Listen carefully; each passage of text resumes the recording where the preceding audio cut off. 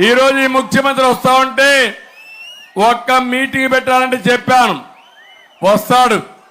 వస్తే రోడ్లన్నీ తవ్వాలి, చెట్లన్నీ నరకాలి.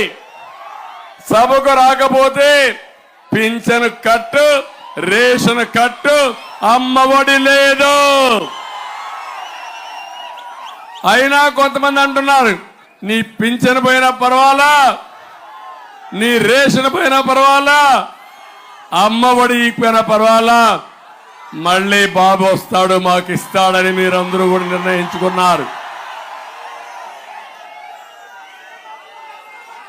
కానీ మనం సభ పెట్టాలంటే మా తమ్ముళ్ళు ఇంట్లో హ్యాంగర్కున్న పసుపు షర్ట్ వేసుకొని రోడ్డు మీదకి వచ్చేస్తారు.